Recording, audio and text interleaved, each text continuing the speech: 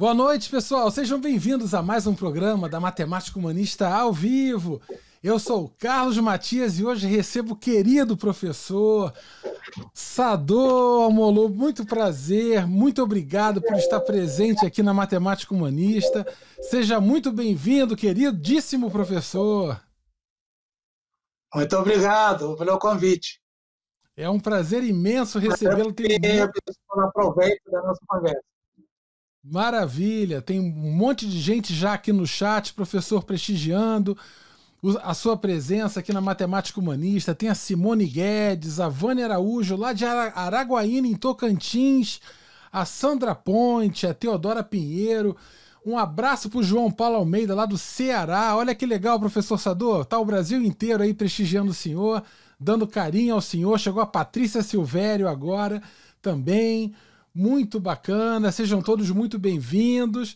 Professor Sador, então, hoje a gente vai falar sobre um tema assim que é muito importante para o programa da Matemática Humanista.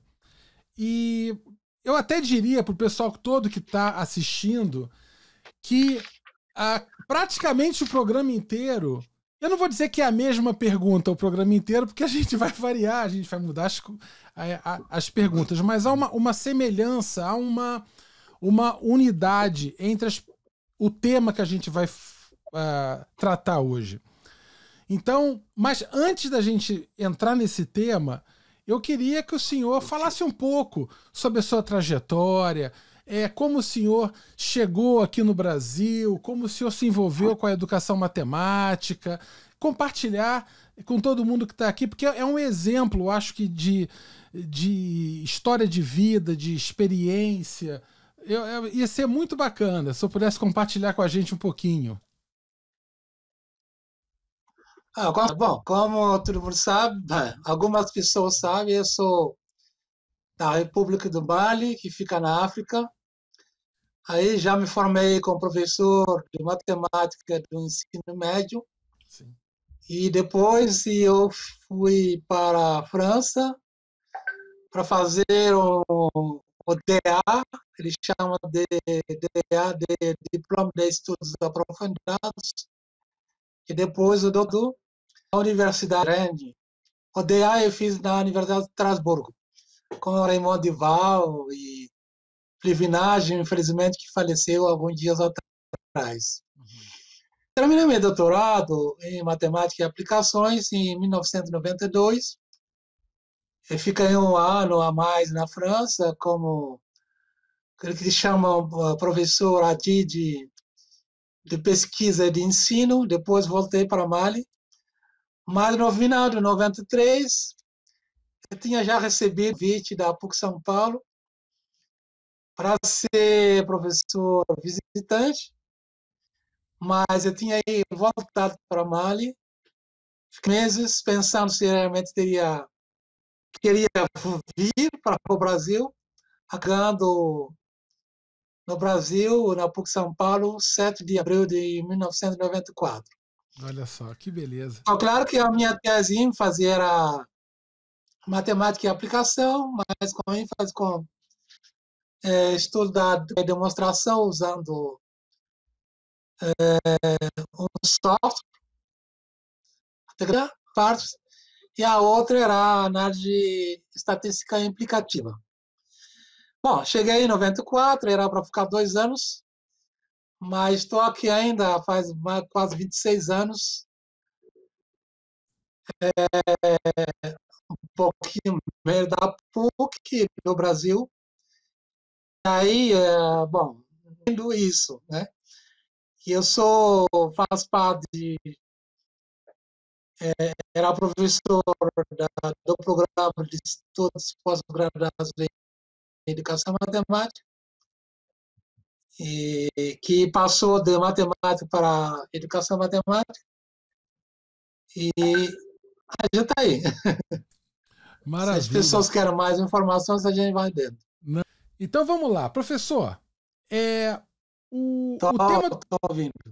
O tema do nosso programa, sim, a gente queria falar um pouco com o senhor de uma coisa que é muito importante aqui para a matemática humanista.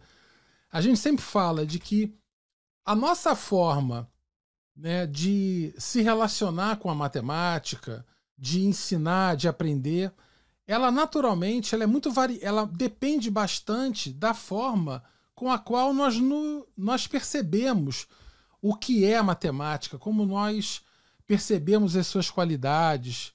E aí eu li há um tempo atrás um artigo que o senhor escreveu, um artigo que para mim foi muito importante, que é Teoria Antropológica do Didático, Metodologia de Análise de Materiais Didáticos. Esse foi um artigo, eu até vou colocar depois o link na descrição do vídeo para o pessoal conseguir baixar. E aí o senhor, nesse artigo, o senhor tem um trecho que me marcou, que para mim foi importante, que o senhor fala sobre o conhecimento e o saber. Aí você fala assim, olha, sobre o conhecimento e o saber, considerado como certa forma de organização de conhecimentos, o autor, o senhor, entende que um objeto existe se um sujeito ou uma instituição o reconhece. Se há um reconhecimento e um saber reconhecido como forma de organização desse conhecimento. Em outras palavras, a existência de um objeto depende do reconhecimento e do relacionamento de pelo menos uma pessoa ou instituição com esse objeto. Então, a pergunta que eu faço para o senhor é justamente essa. Se, então, a existência de um objeto depende também da nossa forma de reconhecê-lo, me parece razoável, então, que aquilo que eu falei antes faz sentido. Quer dizer, a nossa forma, né, de nos relacionarmos com esses objetos depende das qualidades, das nossas crenças, dos nossos entendimentos que habitam esses reconhecimentos. Então, há uma relação nesse sentido íntima entre epistemologia e didática. Então, a pergunta é, até que ponto, então, a forma como nós vemos, compreendemos e reconhecemos os objetos afeta a nossa forma de lidar com eles em sala de aula, ou como estudantes ou como professores? O que o senhor acha disso? Bom, em primeiro lugar, eu agradeço de novo pelo convite e todas as pessoas que estão assistindo e pela pergunta. Bom, em primeiro lugar, eu queria esclarecer alguns termos que foram usados, né, nessa pergunta e em didática da matemática, de modo geral, se faz a diferença entre saber e conhecimento. Sim. Bom, o saber é o saber científico e o conhecimento do lado do saber fazer, da prática, né? Sim. E nesse sentido que esses termos são usados aqui. Chevalier, já nos anos 90, já tinha trazido essa relação ao saber. Porque para ele, a gente sabe que, por exemplo, um triângulo retângulo existe se a gente tivesse uma relação com esse triângulo. Ou seja, se a gente conhecesse algumas características desse triângulo, desse objeto, seja pela definição, seja pela sua representação figural, e definir suas características. Então, isso significa que a gente tem que saber mais ou menos qual é a natureza desse objeto para ter uma relação com esse objeto. E aí é isso que vai realmente definir nossa relação com o objeto. Claro que as crenças e atitudes geralmente vão depender desse fato, né? Ou seja, da natureza desse objeto. Ou seja, do ponto de vista epistemológico, o que significa esse objeto? Sim. Quais são suas características e quais são suas relações com outros objetos matemáticos?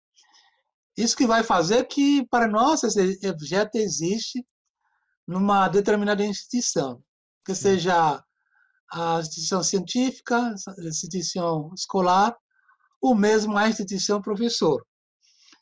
E aí esse olhar, justamente, da didática, da matemática, que traz essa perspectiva de estudar, né, os fenômenos relacionado com o ensino e aprendizagem do objeto matemático.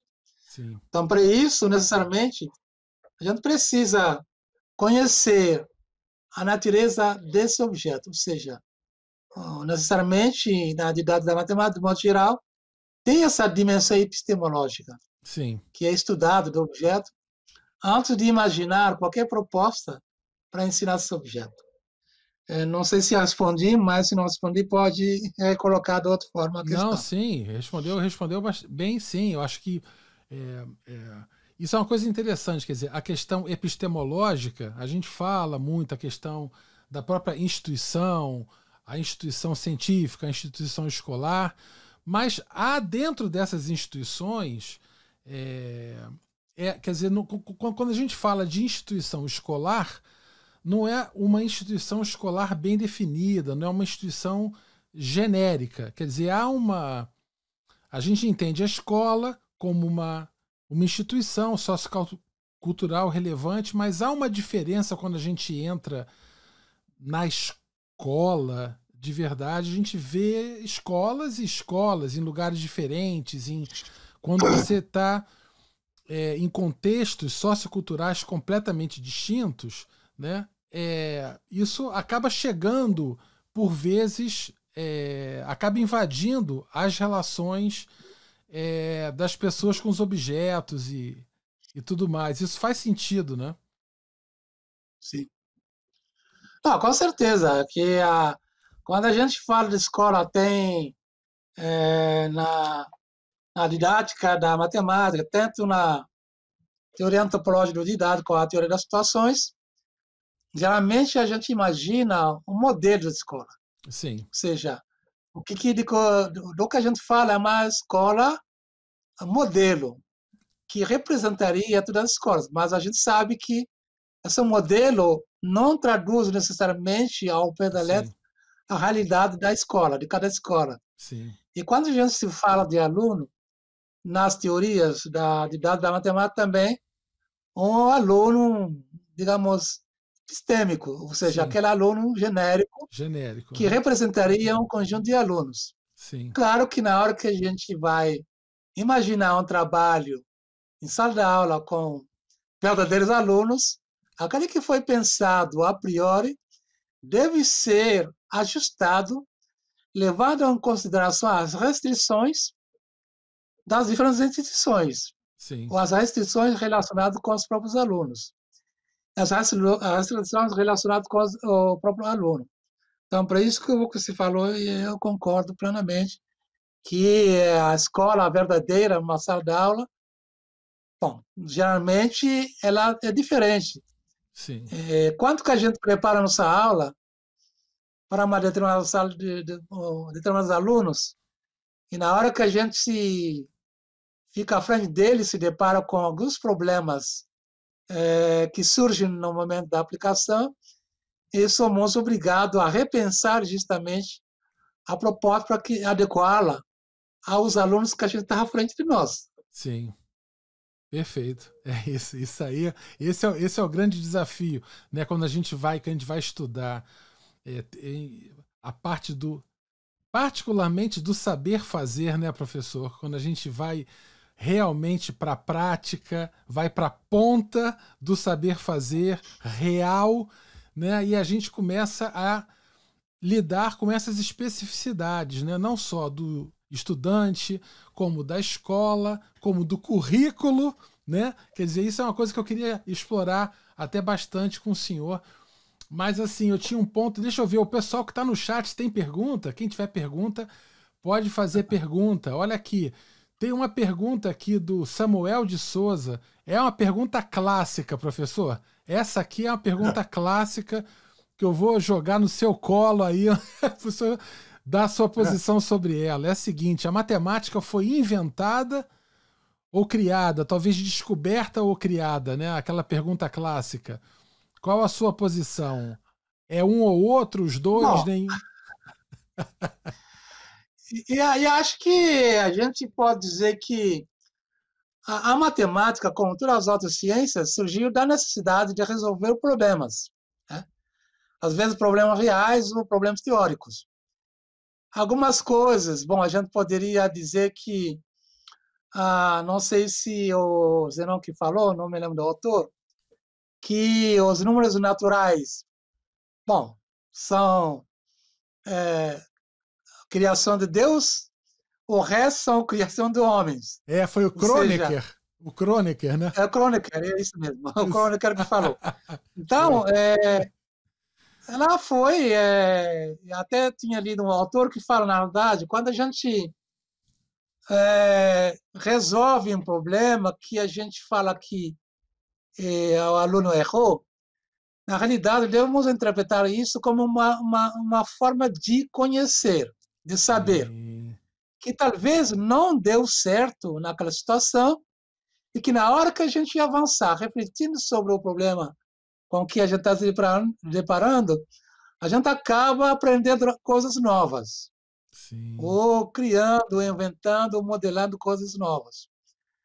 Então, eu não vou responder se é uma invenção do homem ou de Deus, e daí ela nasceu da necessidade Sim.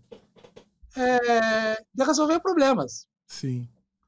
como a física, a química, informática, etc. E a gente pega a informática, cada dia as pessoas inventam algoritmos, linguagem novos, Sim. para justamente facilitar a nossa vida. Sim. Isso E que o a senhor ciência, falou. uma vez que uma coisa foi inventada, dá pistas para a gente avançar na sociedade, para criar outras novidades. Sim. O senhor Eu falou posso uma dizer a coisa. realidade que a gente está vivendo hoje, Hum, dessa pandemia, né? hum. E que muita gente estava numa zona de conforto, não querendo usar a informática, o chat, etc. E hoje a gente está vendo que, É. infelizmente, por uma situação muito grave, muita gente acabou procurando outras soluções, Sim, é que é verdade. justamente, por exemplo, agora a gente está tendo um livre e as pessoas assistindo uma presença virtual, né? Sim. Então, Aí só você para veja. responder um pouquinho. Não, tá ótimo. Você veja só, professor Sador, que coisa. A escola, durante tanto tempo, ela proibiu o uso de tecnologia, proíbe o celular, proíbe a calculadora, né? Tem uma dificuldade muito grande de incorporar essas tecnologias no trato escolar, curricular, absorver esses novos meios, essas novas possibilidades. Aí vem essa pandemia e agora a escola chama essas tecnologias para resolverem problema, para aproximar as pessoas, ela vem exigir que os estudantes tenham celular. É uma coisa como o mundo é, né? Isso que o senhor falou antes sobre a questão da resolução de problemas, a matemática que nasce da nossa necessidade de resolver problemas, das organizações dos grupos culturais para resolver, e quando eles às vezes criam ou constroem uma coisa que não deu certo, que foi o que o senhor falou, né? Talvez pode surgir uma oportunidade para aprender algo novo. Né? Isso o senhor falou agora. Eu achei legal porque me Isso, lembrou a questão dos obstáculos epistemológicos. sim, Né? Quer dizer, com certeza. esse obstáculo como um trampolim, não é isso? Aquela Rafaela Borazzi falava isso, né? Ela usava esse termo trampolim. Com certeza. Maravilha, professor, maravilha. Olha só, tem aqui uma outra pergunta do professor Alex Antônio. Olha que legal, Sador. A pergunta dele aqui, ó. Sim. Qual o maior desafio da educação matemática na atualidade? Talvez seja difícil dizer um só, mas um É, desafio que o senhor acha que é. olha, um dos desafios, porque realmente temos vários desafios, né? Um dos desafios realmente é criar condições para que a escola funcione de uma forma ideal. Entre essas condições, a própria formação de professores e criar condições para que esses professores também tenham capacidades de lidar com os seus alunos. Sim. A gente vê um exemplo aqui, mesmo no Brasil, e alguns professores, eles têm, muitas vezes, uma aula numa escola de manhã, à tarde uma outra escola, à noite outra.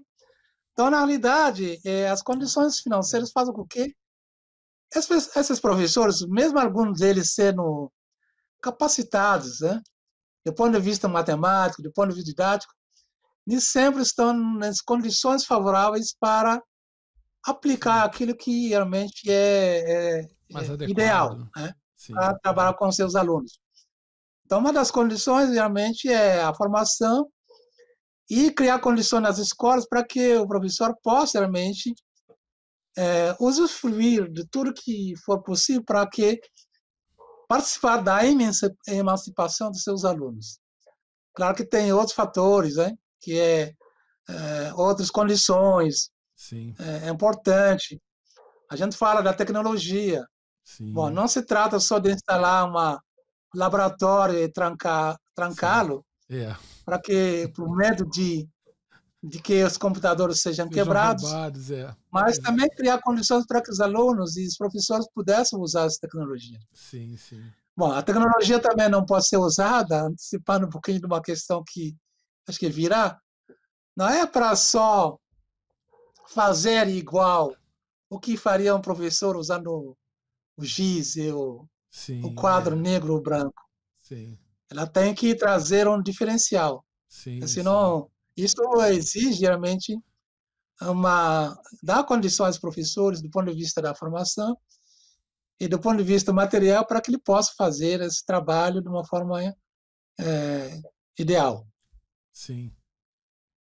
Isso é uma coisa interessante. Eu conheço muitos professores que usam as tecnologias para tentarem reproduzir o que eles faziam sem elas. Então, por vezes, a relação é de apresentar algo ou até de usar a tecnologia para fazer um desenho mais fiel, ou um desenho mais adequado, ou esteticamente mais fino. No entanto, não há uma exploração realmente da complexidade, das possibilidades de comunicação que esses meios tecnológicos podem fornecer, né? De, inclusive, descentralizar a ação docente. Eu até queria perguntar isso para o senhor. O senhor não percebe que as tecnologias são boas formas de nós tentarmos descentralizar um pouco a ação do professor em termos de o professor, em vez de concentrar toda a posição do processo de ensino-aprendizagem, ele tornar-se um mediador e nessas tecnologias fazer uma gestão de conflitos, de comunicações entre estudantes. Quer dizer, o professor começar a fazer uma gestão onde um estudante pode aprender com outro estudante. A integração da tecnologia traz várias dimensões, né?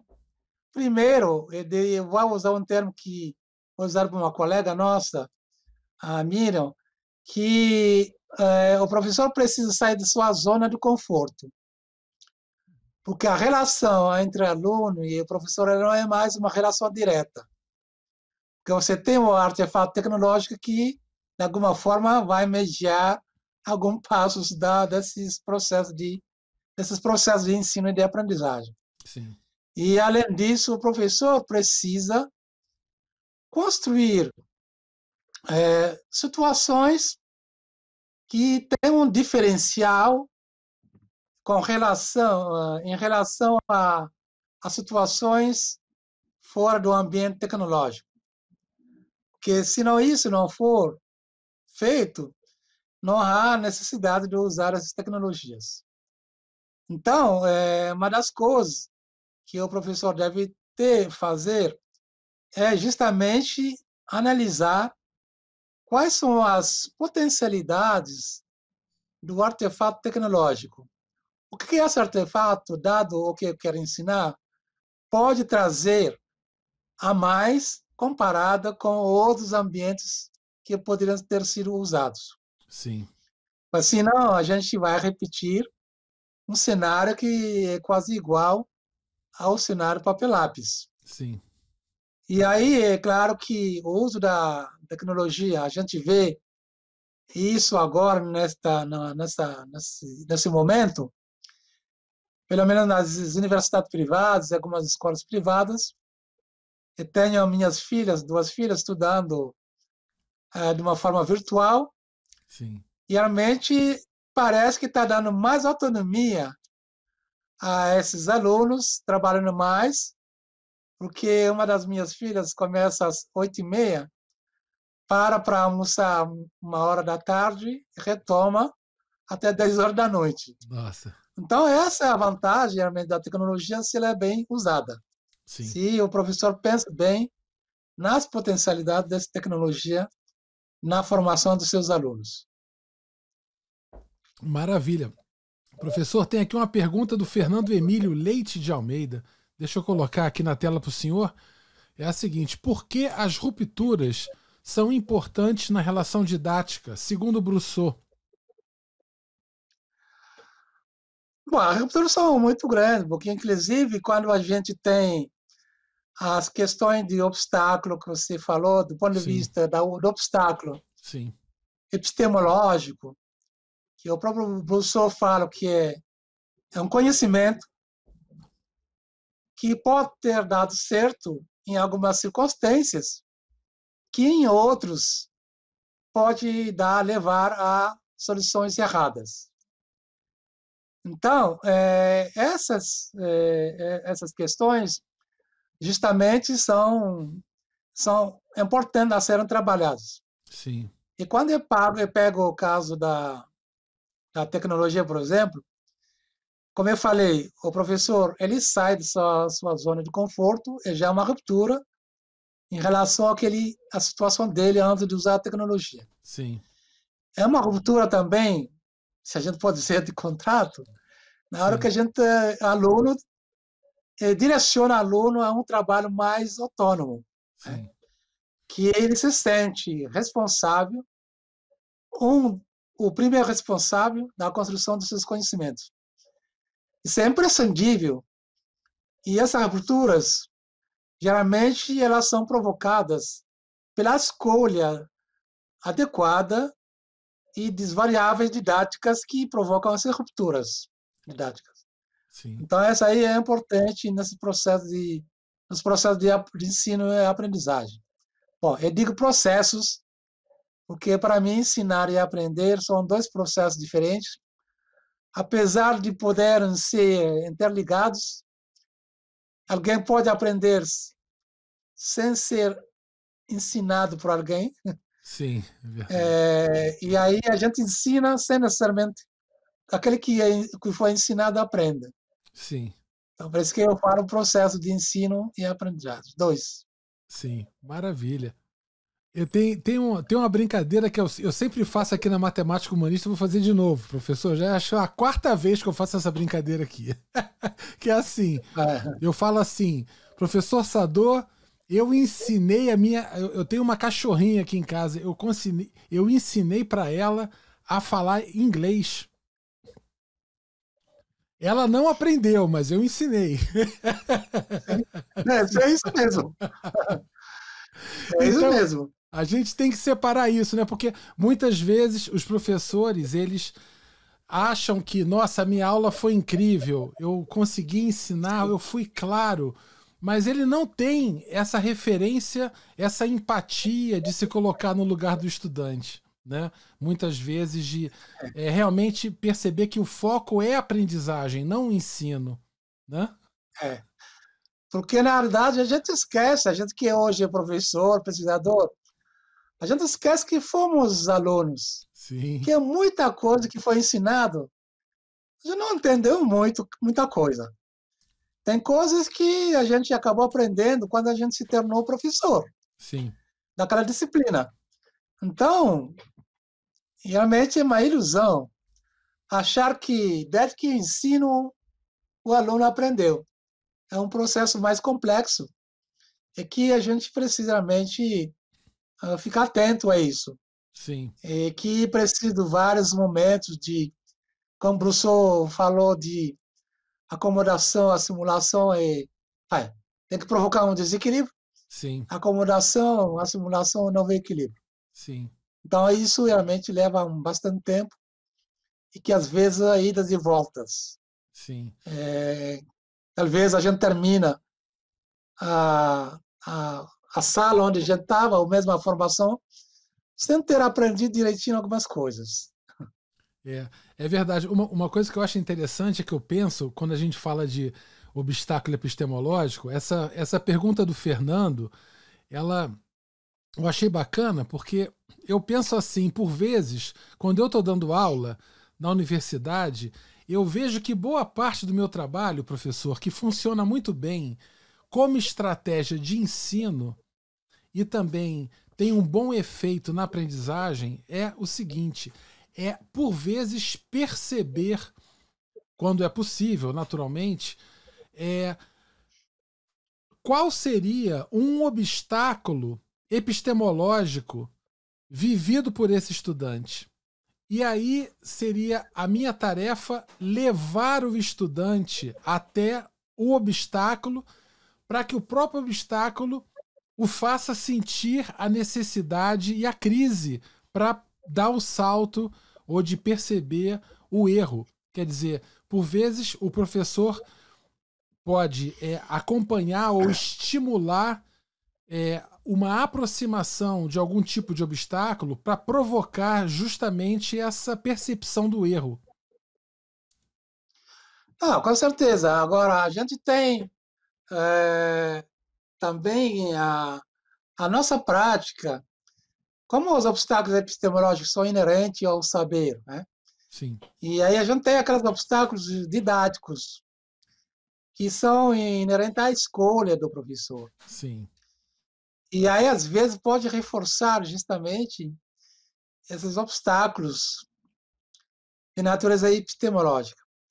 Então, para minimizar esses obstáculos, como reforçando o que você acabou de dizer, sim, muito depende das escolhas feitas, ou seja, das variáveis que têm variáveis didáticas que têm o potencial de mudar os comportamentos dos alunos em termos de aprendizagem, em termos de imaginar a estratégia de resolução de problemas propostas. sim, Então, esse é importante nesse processo. E a gente sabe que, de acordo com o Rousseau, que não tem como evitar os obstáculos epistemológicos, porque eles estão inerentes ao saber. sim, Mas a gente não pode fugir deles. sim, Mesmo sabendo que, às vezes, a gente não consegue, em algumas circunstâncias,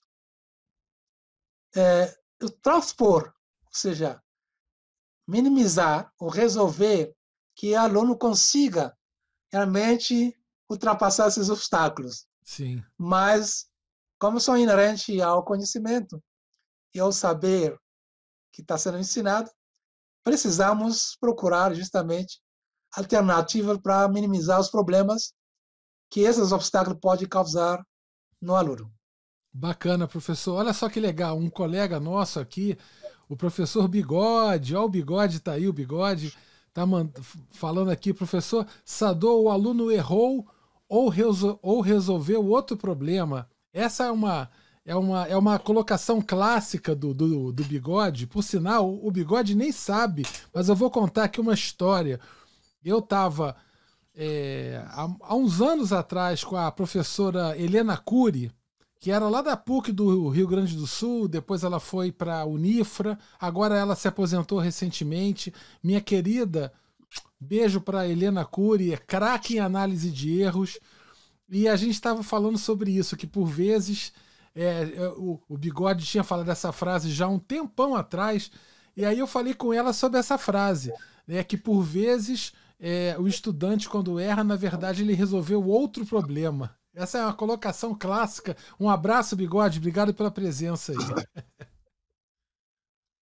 Não, com certeza. Bom, na minha fala anterior eu falei, na hora que a gente comete um erro, entre aspas, Sim, na realidade a gente está tendo revelado um certo conhecimento. Talvez um conhecimento que não está relacionado diretamente àquele que está sendo resolvido. E aí tem que ver como lidar com esse novo conhecimento sim. que não deu a resposta, que não permitiu dar a resposta àquele que está sendo resolvido, mas dá outras perspectivas. E aí eu concordo com essa frase do Bigode, que realmente, talvez o aluno resolveu outro problema. Não foi aquele que foi proposto, mas outro problema que precisamos olhar e analisar e, eventualmente, aproveitar para avançar na aprendizagem do aluno. Maravilha. Obrigado, professor. Agora eu vou fazer uma pergunta para o senhor, que é uma pergunta importante, que é o seguinte. Eu, quando conversei com o professor Ubiratã, e assim, várias falas dele, quando ele fala de etnomatemática, ele sempre toma um cuidado muito grande toda vez que ele explica a composição da palavra etno, matema, tica, ele tem o cuidado de explicar que o etno ele não é necessariamente etnia. É um etno no sentido de um grupo que compartilha uma determinada contingência cultural, compartilham parâmetros culturais, não necessariamente étnicos, mas, enfim. Então, nessa perspectiva, o que eu queria falar com o senhor é o seguinte: eu acho que todo mundo que está aqui no chat vai concordar que quando a gente chega para as pessoas na rua, professor, assim, se a gente aleatoriamente chegasse para uma pessoa na rua e perguntasse se ela gosta de matemática, a gente ia ver uma enorme quantidade de pessoas que fazem matemática, nossa, eu odeio matemática. E outras pessoas que falam, eu amo matemática. É muito difícil nós vermos pessoas falando que acham matemática mais ou menos. Isso é uma coisa curiosa, talvez da própria natureza da matemática, essa coisa do amor ou do ódio, né? E eu vejo que muitas pessoas que não gostam de matemática, que odeiam, fogem da matemática e tudo mais, na verdade elas chegam a fugir da matemática ao ponto de se privarem de tomarem, às vezes, decisões importantes na vida, às vezes um financiamento, vai fazer uma compra, vai comprar um apartamento, casa própria, vai fazer um financiamento de tantos anos, e aí ela é incapaz de decidir qual seria o melhor financiamento, por exemplo, mais favorável para ela, mais adequado para ela. E por vezes não é só uma questão de não saber fazer essa análise. É questão de não desejar sequer se aproximar. Ou seja, esse ódio, esse medo da matemática não priva apenas as pessoas de realizarem coisas da matemática escolar, mas sim coisas da vida, coisas fundamentais que todos nós fazemos. Todos nós fazemos matemática, né? Então, o que eu digo é, essas pessoas que odeiam matemática, que não gostam de matemática, se nós considerarmos um etno, essas pessoas que compartilham horror, que acham que a matemática é um monstro, né? Será que como a gente pode porque essas pessoas que têm horror à matemática, elas por vezes criam relações com a matemática que são totalmente aleatórias, são frágeis, são estéticas. Eu queria ouvi-lo a respeito disso, se há, por exemplo, trabalhos de pesquisa em educação matemática especificamente voltados para pessoas que não gostam, ou que têm medo, ou que não querem se envolver. Ok, bom, é uma questão bem complexa e realmente você tem, o que você acabou de dizer, que tem muita gente. Quando você pergunta, você faz o quê? Eu sou professor de matemática. Nossa, horror. Tenho medo de matemática. Sim. Bom, esse medo, do meu ponto de vista, ele pode ter várias origens, né? Hum, Bom, mas eu vou citar só um que está mais relacionado com a escola, mas às vezes depende do contexto onde a gente foi formado, educado em casa, a família, né? Talvez algumas condições, a família, papai, mamãe, incentivando a trabalhar com a matemática desde a criança, possa estimular a querer, a gostar. Sim. Mas, às vezes, a criança até pode chegar na escola gostando da matemática, e, às vezes, nossa prática com o professor pode desestimular o aluno a querer estudar ou a querer se aprofundar na matemática. Eu tenho alguma experiência de alunos, de colegas que falam, eu realmente eu não estudei a matemática porque meu professor de ter um nível era horrível, né? Coisa. Então, eu acho que eu diria que nós, professores, temos nossa responsabilidade. Uma parte da responsabilidade de alguns não gostaram da matemática, porque talvez em algum momento da nossa prática a gente teve uma prática docente que realmente provocou esse não querer mais estudar a matemática. Sim. Agora, o que fazer? Bom, o que poderia ajudar? Porque realmente não tem uma solução milagre. A gente tem algumas perspectivas que podem dar certo em algumas circunstâncias e talvez não tanto em outros. E acho que a questão é o que o Chevalier chama de. Geralmente, a matemática é ensinada como sendo um monumento. Sim. Ou seja, a gente é como se a gente está fazendo uma exposição É uma e os descrição, né? alunos É uma descrição. visitam as obras. Sim. Né? Bom, quem entende um pouquinho da arte, ele entende, entende as coisas expostas. Que não entendo arte, por exemplo, como eu, uma exposição que demora 1 hora para ser visitada, em 10 minutos já entro e sai do outro lado, não entendo nada. Então, muitas vezes, Sim. nossas aulas são apresentadas como monumentos. Sim. E aí, como se fosse uma visita às obras. Né? Então, o professor, o Chevalier, está dizendo justamente que nós devemos propor situações que permitem ao aluno questionar o mundo. A questionar o mundo, por que eu estou fazendo isso, as razões de determinadas situações, as razões de estudar alguns conceitos. Então, devemos imaginar tarefas, realmente, que fazem com que haja uma razão de ser do que está sendo estudado. Sim. Nesse sentido, podemos realmente usar vários contextos. O contexto da etnomatemática, como o Biratão fala, a matemática presente nas diversas práticas culturais, das diferentes sociedades.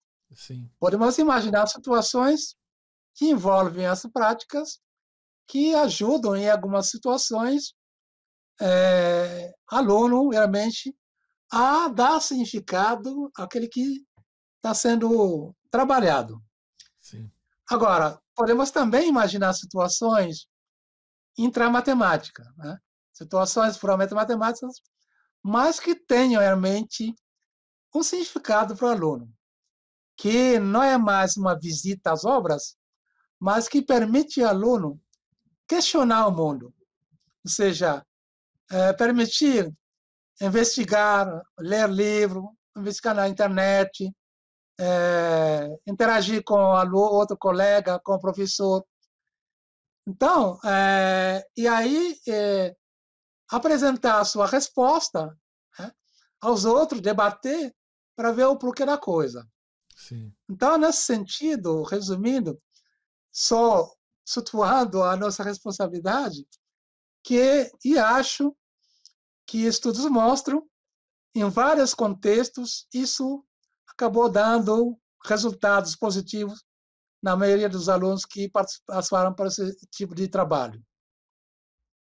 Maravilha, professor. Professor Sador, tem uma pergunta aqui da Georgiana Cidrão. Achei bacana que a pergunta, me parece, ela deve estar pesquisando isso, que é bem específica, que é o seguinte: professor Sador, gostaria de saber se a engenharia didática de desenvolvimento, desenvolvida por Perrin Glorian na França, pode ser adaptada mediante as realidades encontradas no Brasil.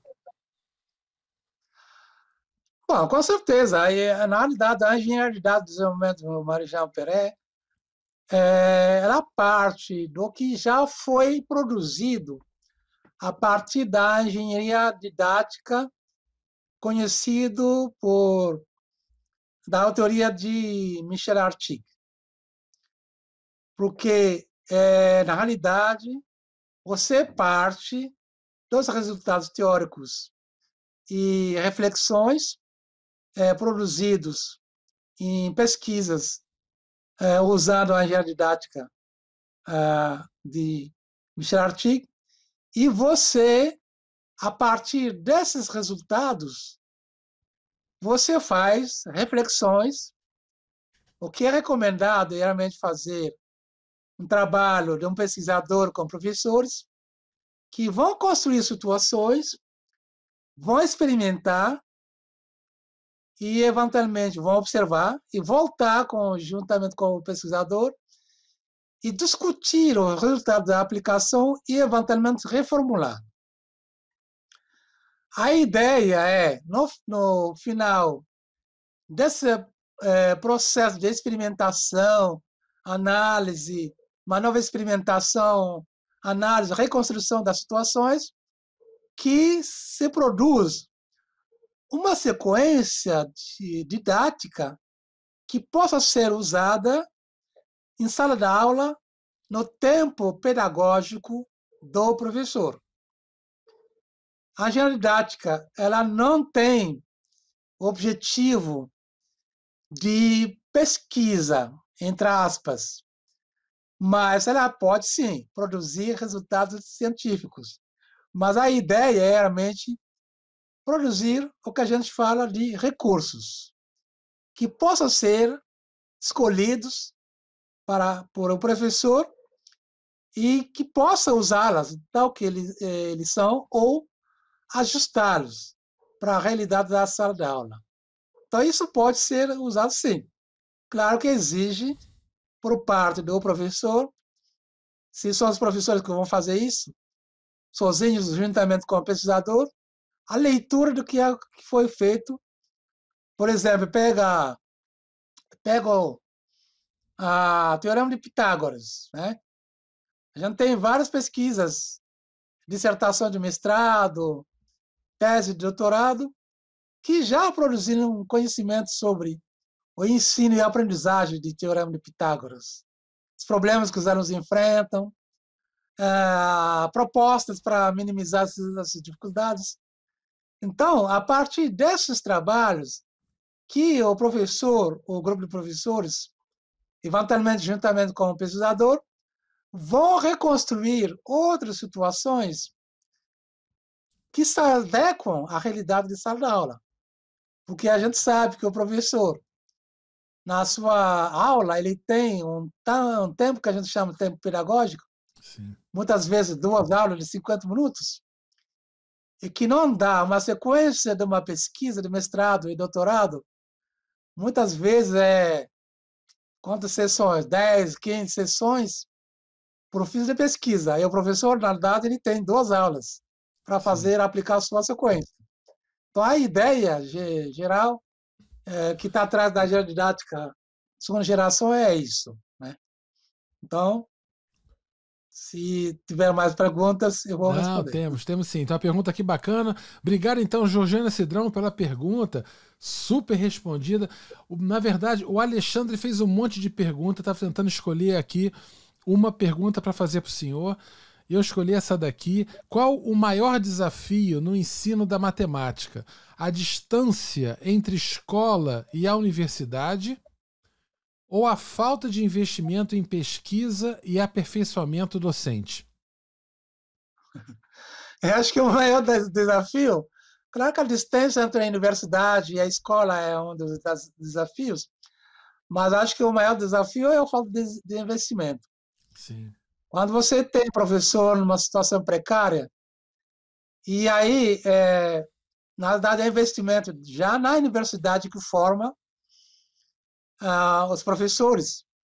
E diria, um dos desafios é a formação dos formadores, porque a formação, o que a gente vê muitas vezes, é uma formação em matemática, e às vezes você tem uma disciplina que se chama didática, que é uma didática geral, bom, que é importante, mas raramente você vê nos cursos de licenciatura um curso de didática da disciplina, Sim. porque a didática da disciplina fala da especificidade da disciplina. Sim. Então, esse investimento realmente é um ponto muito forte, Sim. tanto na universidade como na escola, Sim. porque, claro, investir na formação de professores, investir na infraestrutura, né, para que o professor tenha condições favoráveis para a sua prática docente, e investimento realmente em tudo que diz respeito à logística, Sim. à informática, etc. Sim. Claro que tudo isso, no meu ponto de vista, deve favorecer também a relação universidade-escola, porque a universidade é que forma o professor que está atuando nas diferentes que está atuando na escola. Maravilha. Bom, professor, tem um monte de gente aqui mandando abraço pro senhor. Olha que bacana. Olha, tem o Mário lá do Pará. Olha que bacana. Tem a Cida Souza dizendo tá com saudades do senhor, é uma amiga Tá vendo? sua. Aí, a foto. Olha que legal, a Cida. Cida, bem-vinda, querida. Um beijo para você. A Patrícia Silvério está sempre presente, professora, é lá de Tocantins, de Araguaína. Tem a Daniela Batista, todo mundo aqui mandando beijo para você. A Lúcia Maria também está mandando também um beijo para você.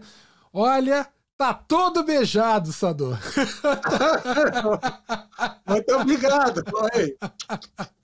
Beijo. Tá Eu todo também. beijado, tá com tudo e não tá prosa, Sador. Que beleza. Então, Sado, olha que bacana. Eu recebi a professora Bernadette Gatti aqui, a gente falou um pouco sobre isso, sobre formação de professores, e ela falou uma coisa muito bacana, exatamente isso que você falou agora, sobre a falta nos cursos de, principalmente nos cursos de formação inicial. Porque na formação continuada, aí a gente consegue especializações, a gente tenta consertar. Mas nos cursos de formação inicial, ela falava isso, justamente isso que você falou, de que não há, por exemplo, se você vai trabalhar uma disciplina de álgebra, não há uma metodologia ou uma didática para o ensino de álgebra. Quer dizer, não há um trato, um cuidado sobre as especificidades do saber pedagógico ligado àquele conteúdo ou àquele conceito matemático, aquela área temática, enfim. Isso que você falou é perfeito, muito bacana. Achei muito legal. Deixa eu ver, tem aqui um monte de gente mandando beijo, mas deixa eu fazer uma outra pergunta para você, professor Sador, que é o seguinte. Na verdade, a gente falou já sobre tecnologia, mas eu queria perguntar sobre, acho que dois assuntos. A gente está começando a chegar perto do finzinho do programa, mas tem dois assuntos que eu queria falar com você. Um primeiro é sobre o livro didático. Isso é uma coisa... quando eu falo livro didático, vamos entender materiais, enfim, de apoio didático, enfim, referências, materiais, enfim. Como que os livros didáticos, eles cada vez mais, eles vêm sendo organizados e montados muito em função dos testes em larga escala que se dão e que vão avaliar ou, enfim, as escolas públicas. Então, principalmente no ensino fundamental, então isso é uma coisa brutal, porque no ensino médio ainda há o Enem, ainda há outras buracos negros para poder atrair isso tudo. Mas no ensino fundamental, tanto nas séries iniciais como no segundo segmento do fundamental, a organização dos livros didáticos está impregnada dessa questão, que eu nem direi que é curricular, porque eu acho que é, na verdade, um equívoco. Na verdade, a nossa organização curricular sempre foi muito induzida pelos testes em larga escala. De meados da década de 90, isso daí é o que vem acontecendo no Brasil. Aí eu queria perguntar para o senhor isso, como fica toda essa discussão sobre a teoria antropológica do didático, essa sensibilidade à questão cultural, quando a gente tem um elemento que a gente sabe que é um elemento muito estruturante da prática do professor, quer dizer, os professores se apoiam muito no livro didático. Como que se dá essa fronteira entre o didático sensível a realmente as questões da instituição, do habitado, do sociocultural, e, por um lado, um livro que não olha para isso, que ele não é muito sensível a isso. Ele é orientado para outro lado. Como é que fica o professor no meio dessa loucura toda aí? Bom, realmente é uma questão muito importante, porque a gente tem uma política do livro aqui no Brasil, o PNLD, que dita normas de elaboração de livros didáticos. Os livros, até um certo tempo, eram avaliados, no meu ponto de vista, de uma forma bem séria. E claro que os avaliadores respeitam as normas do PNLD para avaliar esses livros. Agora, a gente percebe que os livros que foram escritos por autores que têm tentado construir situações do tipo faz refletir aluno. Bom, não quero fazer propaganda para Bigode, mas pode dizer Bigode, Menes, por exemplo. Sim, sim. São os livros que eram vendidos antes do PNLD, mas a gente vê que, na realidade, esses livros ficaram atrás nas vendas, porque são livros que levam, geralmente, tanto o professor como o aluno, a refletir, a pensar. Sim. E os professores, como eles têm a responsabilidade de escolher as coleções, geralmente escolhem as coleções clássicas. Sim. Né? Apesar dessas coleções tentaram, às vezes, enfeitar o livro com muitos desenhos, algumas historinhas que, às vezes, são desconectados da realidade do que a gente quer ensinar. Sim. Então, aí o professor também ele está sujeitado à instituição, escola. Ele sofre restrições, exigências que, às vezes, se sente obrigado a seguir aquele livro. Sim. Então, a gente vê, por exemplo, em algumas escolas privadas, talvez a maioria, que adotam apostilas elaboradas encomendado para as escolas, e muitas vezes, e tudo é organizado em bimestre.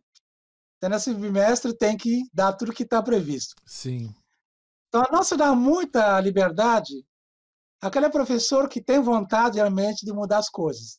sim, Porque, para mim, o livro é um suporte.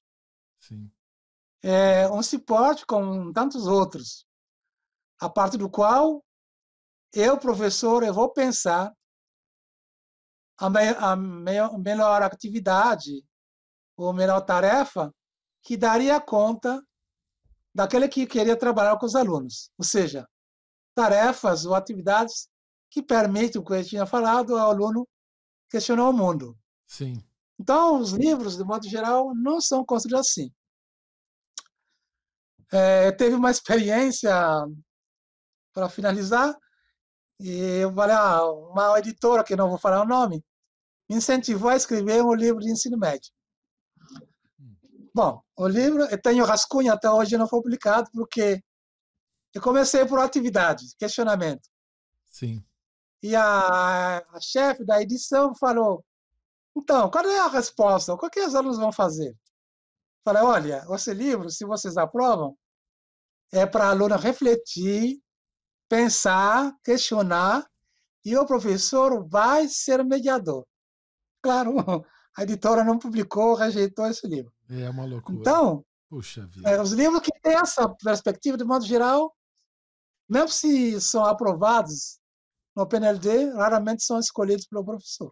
Sim, é verdade. Quer dizer, acabam escolhendo os livros mais alinhados àquela visão pragmática, alinhado com o concurso, Sim, alinhado com, né? sim, Que coisa. absolutamente.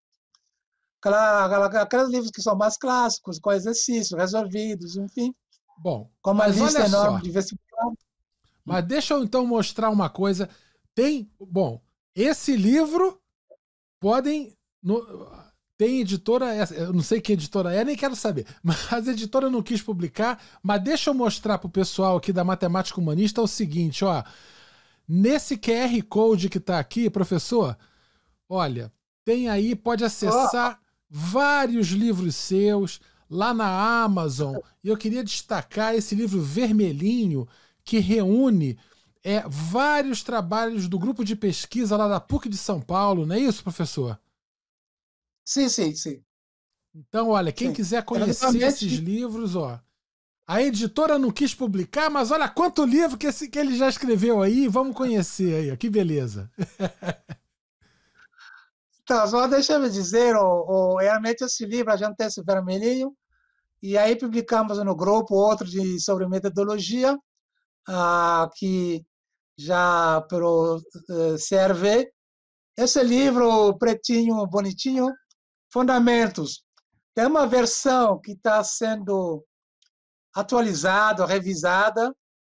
Infelizmente, por a razão da pandemia, parou. Era para sair em março, mas acredito que depois dessa situação, ele vai logo sair. É o Fundamento da Matemática.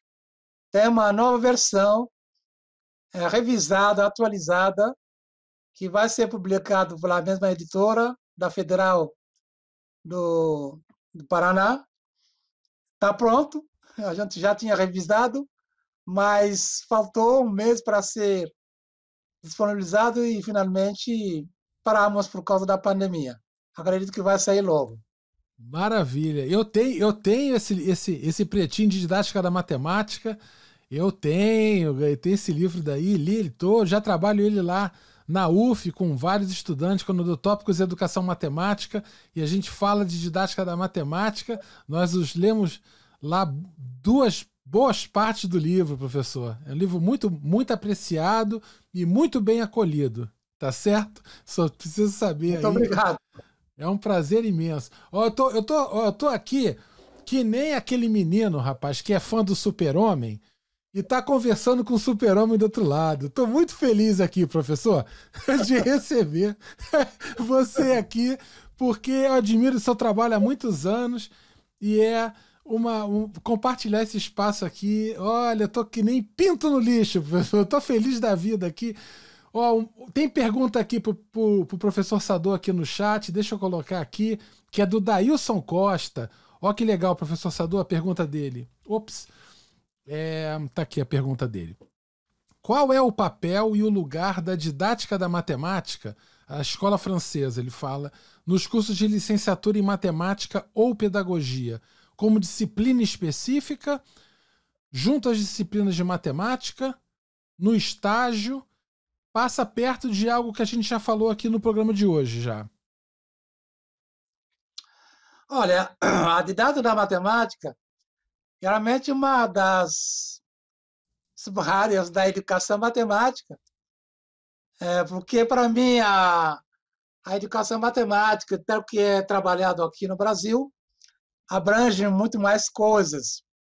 E a didática da matemática, de modo geral, é foco, objeto, né? Ou a especificidade dos objetos matemáticos. Sim.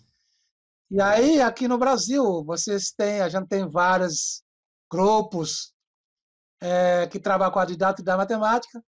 A gente tem um GT14 da SBEM, cujo eu sou vice-presidente. A presidenta é Veridiana, que já organizou LADIMA, que é o Simpósio Latino-Americano de Didática da Matemática, em dois eventos já. O terceiro era para acontecer este ano, infelizmente foi adiado para o início do ano que vem. Então, cada vez mais, a didática da matemática, seus fundamentos, estão se espalhando no mundo inteiro, não é só no Brasil. Você tem na China, no Japão, a Grécia, você tem no Vietnã, até nos Estados Unidos, que é mais fechada. Sim. Então, e aí uma área, do meu ponto de vista, que toca a especificidade do objeto.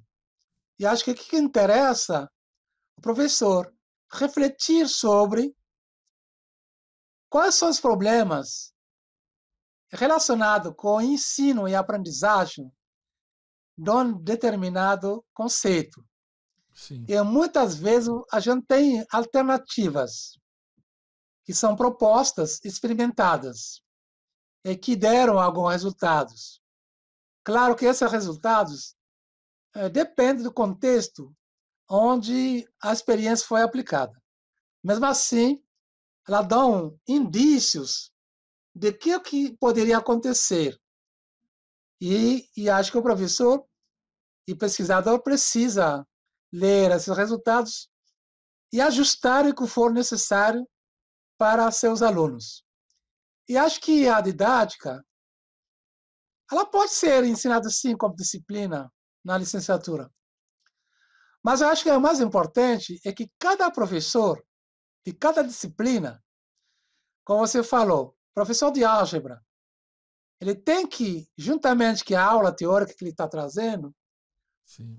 trazer reflexões didáticas sobre os problemas de natureza epistemológica, de natureza didática, que estão relacionados com aqueles conceitos que estão ensinados. Porque isso vai ajudar, vai equipar o professor, pelo menos inicialmente, juntamente com o professor que daria aula de didática, a refletir sobre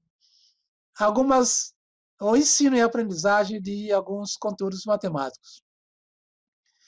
E aqui, bom, digamos, na PUC São Paulo, eu acho que, infelizmente, a licenciatura em matemática já fechou há alguns anos, Sim. mas uma das vantagens é que todos os professores, de alguma forma, são professores de matemática e têm alguma formação em didática. E aí isso se retratou, apareceu no currículo, o trabalho que envolve justamente tanto o conteúdo como reflexões didáticas sobre o conteúdo. Né? Conteúdo do ponto de vista do conhecimento pedagógico, diria do ponto de vista didático, e a gente faz a diferença entre conhecimento pedagógico e conhecimento didático, Sim. conhecimento tecnológico, etc. E conhecimento do currículo. Sim. Então, Puxa. Vários. A Escola de Verão de Dados da Matemática é um lugar de encontro internacional de pesquisadores na área de dados da matemática. E a teoria antropológica de dados também tem colóquio internacional, que realmente está sendo uma alavanca, né, para ampliar o trabalho sobre didática. E a gente tinha publicado na nossa revista as atas do Citado 4. Sim. Vocês têm artigos em inglês, espanhol e francês. Então, eu acho que é isso. Maravilha. Professor, então a gente está chegando perto do fim do programa. Eu queria fazer uma última pergunta para o senhor. Tem um abraço aqui que está deixando aqui o Augusto Pimentel, conhecido como Pimenta. O Pimenta, lembra do Pimenta, professor Sador? O Augusto Pimentel está mandando um abraço para o senhor aí, de revê-lo. Ele estará aqui na Matemática Humanista no dia 2 de julho. A gente vai fazer um programa conversando sobre o Malbataan e a Praça da Matemática, lá em Itaocara, cidade lá que nosso amigo Augusto conhece muito bem. Vai ser um prazer recebê-lo. Um abraço, Augusto. Obrigado pela presença. Deixa eu fazer uma pergunta para o professor aqui que é importante. Professor, é o seguinte: no Brasil, a gente teve no século passado algumas reformas curriculares famosas. E ambas foram duas, vamos botar duas, que se destacam mais. A Reforma Campos e a Reforma Capanema. Foram reformas que se deram em um contexto político muito centralizador, muito duro, e que, por isso, elas ganharam uma penetração na escola de fora para dentro. Quer dizer, elas foram colocadas pelo governo pressionando a escola, de fora da escola para dentro da escola. Então, a tradição do Brasil, quando a gente fala de currículo, de desenho curricular e tudo mais, quase sempre é alguma prescrição curricular que é colocada, apontada, e aí essa prescrição avança e gera uma pressão adaptada, organizada, planejada pela escola e encaminhada pelos professores da maneira, enfim, que não é necessariamente perfeitamente ligada à prescrição que deu origem àquilo. Né? Tem uma diferença entre o currículo originalmente prescrito e aquele que de fato ocorre. Sim. Bom, por que eu estou falando nisso? Porque a gente tem agora a Base Nacional Comum Curricular chegou. Né? E ela, de uma certa maneira, ela está trazendo uma dimensão novamente de fora para dentro da escola. E ela apresenta nesse documento alguns objetivos de aprendizagem que são muito próximos àquelas habilidades presentes nas matrizes de referência dos testes em larga escala, que há pouco a gente falava aqui, que induziam muito a estrutura dos livros didáticos. É como se a Base Nacional Comum Curricular trouxesse agora, para cada ano escolar, uma divisão, um mapeamento muito granular, muito preciso sobre tudo que deve ser feito na escola. E aí a minha pergunta: o senhor acha que nós corremos o risco de, devido a essa granularidade, as aulas, os capítulos dos livros, as componentes, as partes dos livros didáticos serem divididas em pequenos procedimentos, e que a didática da matemática, ela, de uma certa forma de ver, ela também seja imposta? Olha, para fazer isso, você segue essa estratégia. Para fazer isso, você segue essa estratégia. Quer dizer, até que ponto uma granularidade muito grande das práticas que devem acontecer na escola podem ser acompanhadas por uma granularidade de situações didáticas, de encaminhamentos didáticos, por exemplo? Bom, é uma questão muito importante. Há uma polêmica que é justamente a gente tem que ter um currículo aberto ou um currículo prescrito. O Brasil já tem uma experiência de um currículo fechado, prescrito, depois um currículo aberto. E a gente sabe que as consequências disso dá alguma liberdade de escolha do que deve ser ensinado. E a gente teve experiências, né, aqui em São Paulo, em algumas escolas, de acompanhar alguns professores, que a escolha, por exemplo, pega a geometria. Geometria Sim. que é um dos pontos também complicado na formação de professores, na maioria dos professores. Muitas vezes, na sétima série, pelo exemplo, vamos ensinar Teorema de Tales. Sim. Na oitava, Teorema de Tales. Na nona série, Teorema de Tales. Ou seja, Sim. tendo em conta as limitações Sim.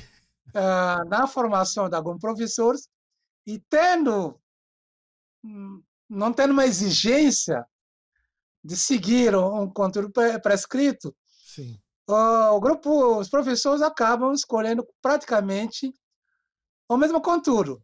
E, às vezes, a geometria é deixada até de lado. Sim, é Tem alunos verdade. que se formam, Não, terminam não o ciclo vem. sem ter estudado uma aula de geometria. Verdade, verdade.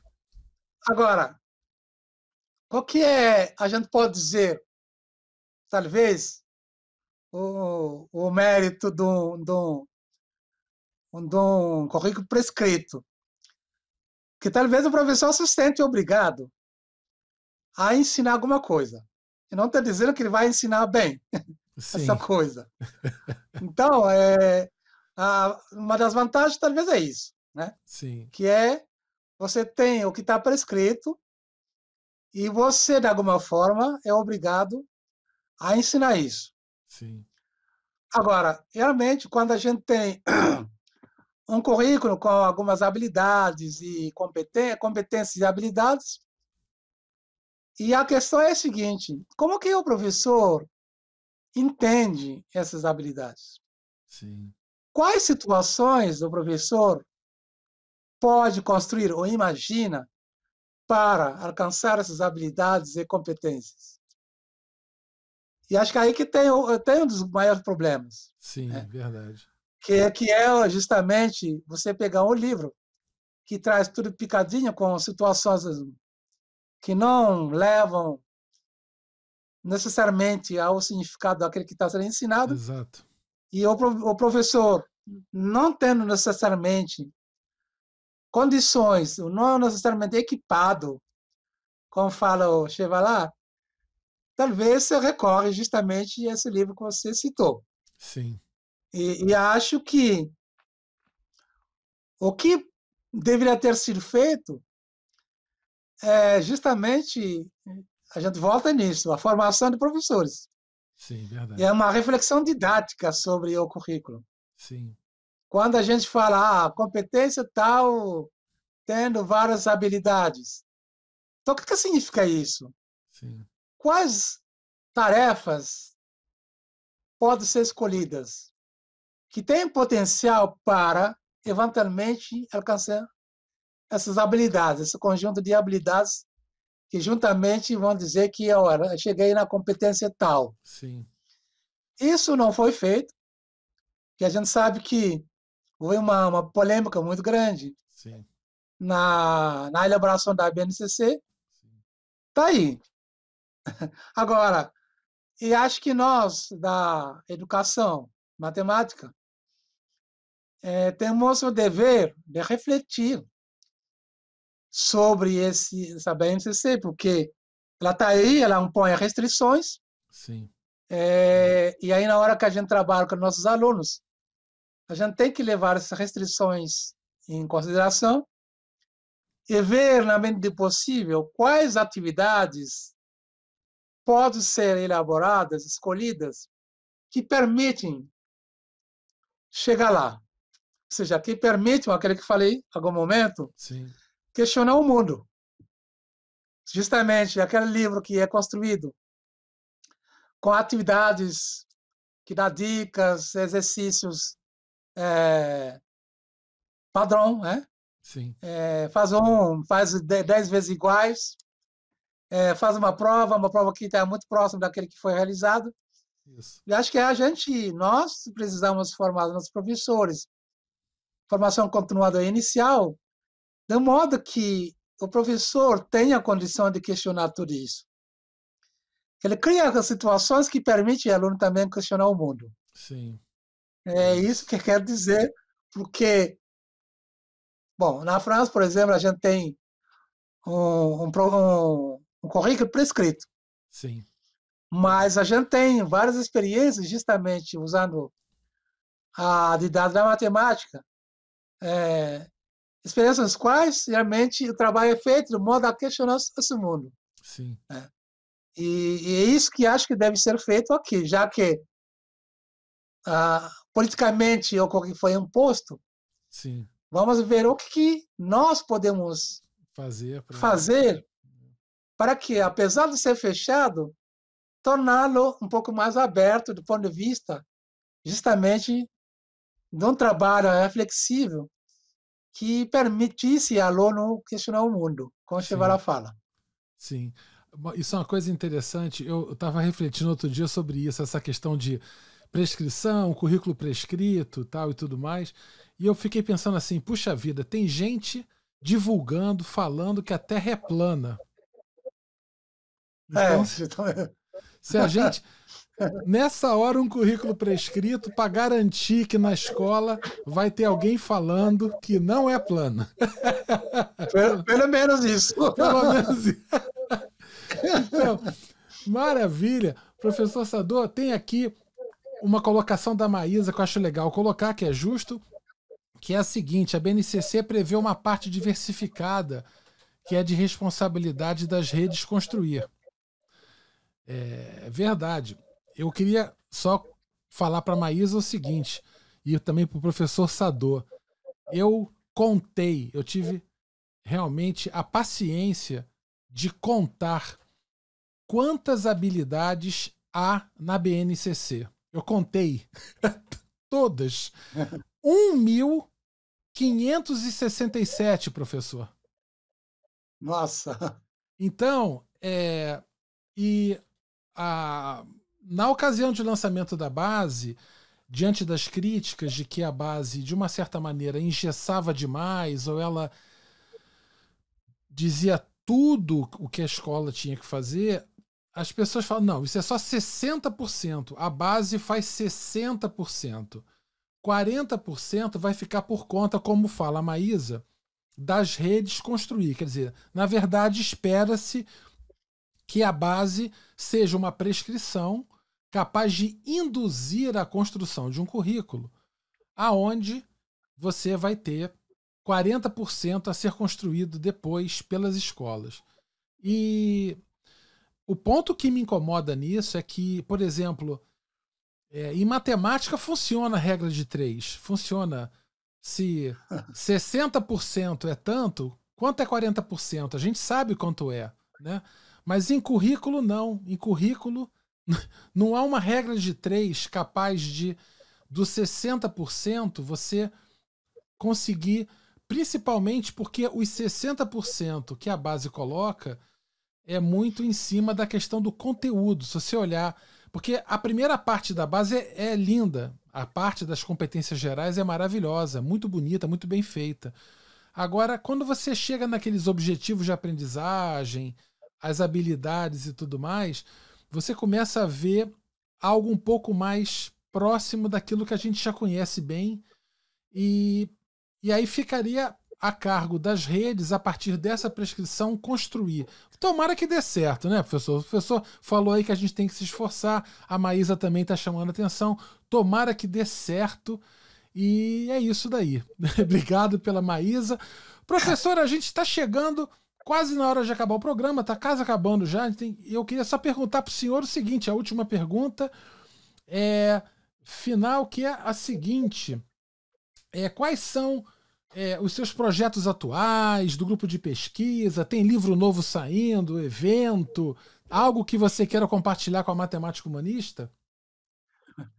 Bom, em termos de livro, já falei alguns livros que foram publicados, Sim. Principalmente o livro que é bem conhecido, Fundamentos da Didática da Matemática.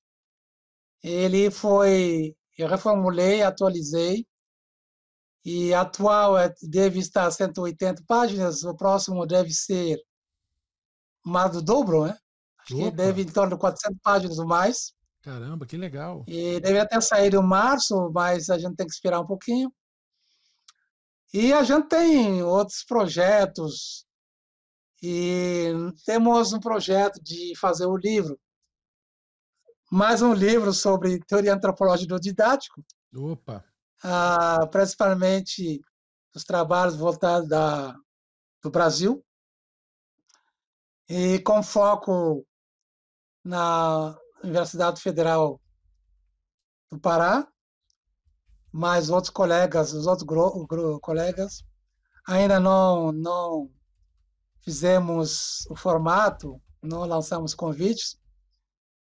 E aí, em termos de artigos, já tem vários artigos no forno, submetidos, esperando a aprovação ou não, mas tenho 6, 7 artigos já propostos, que a gente está aguardando se foram. Este ano já 2 artigos saíram. Em termos de projeto, eu sempre trabalhei como o grupo Piamati, né? Claro que tem uma perspectiva e aí eu vou falar aqui, devo ter ido na Federal do Pará.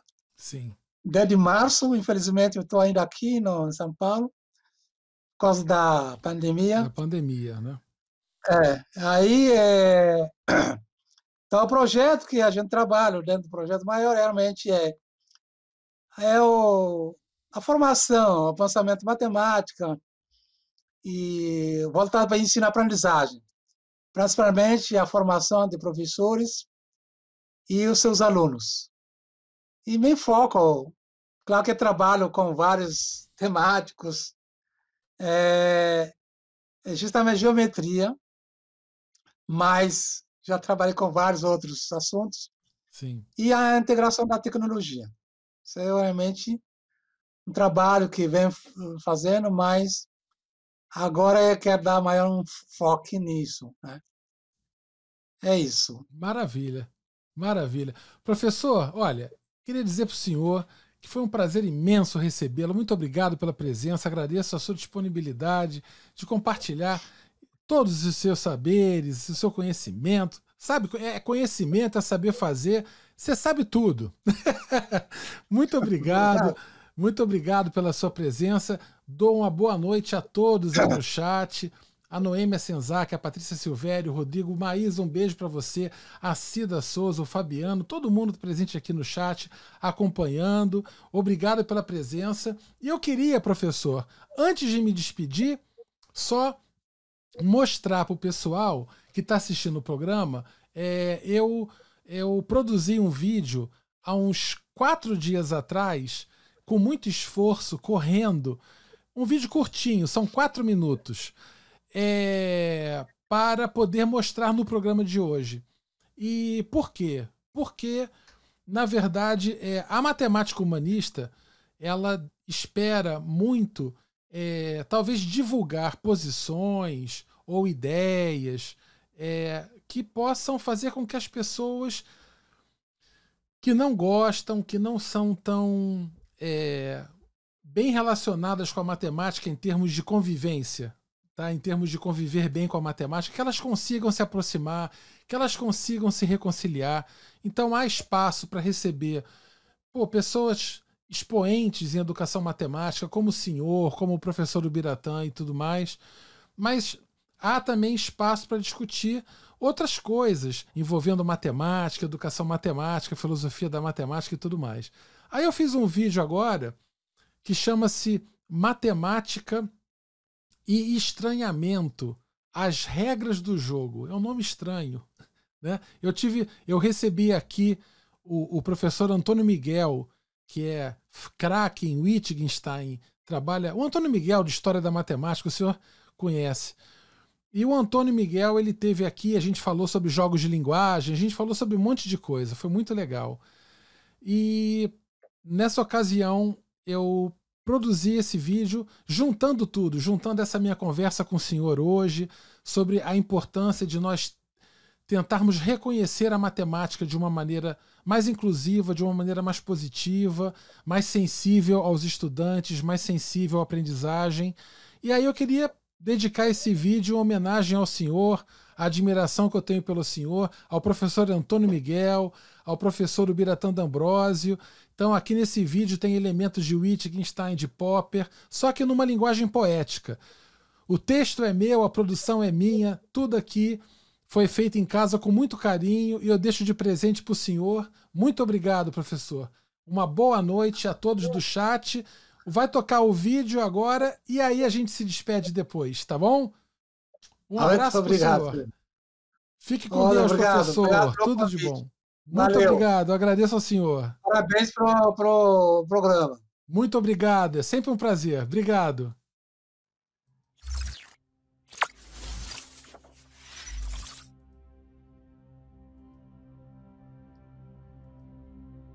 São muitas as oposições que criamos entre as humanidades e os seus frutos, em exercícios de intenções diversas, que se dão em jogos de linguagem e de poder, entre peças e esquemas bem definidos. Fugimos de tudo isso em analogias, entre o que fura e o que gira, entre o que pira e o que alguns acham que nos move.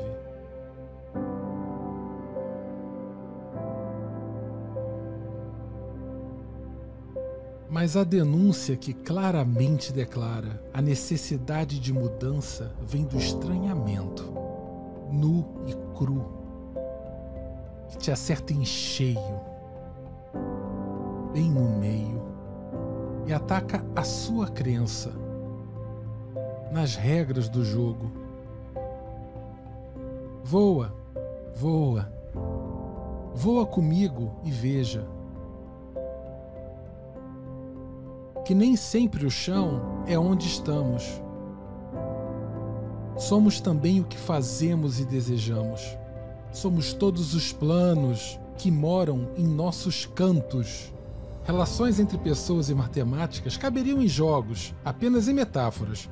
Jogos de xadrez em que o cheque é persistente, nunca é mate, é só semente. A matemática não é um monte de equações, não é algo apenas do cientista com cara de gênio que evoca os avanços da ciência do último biênio.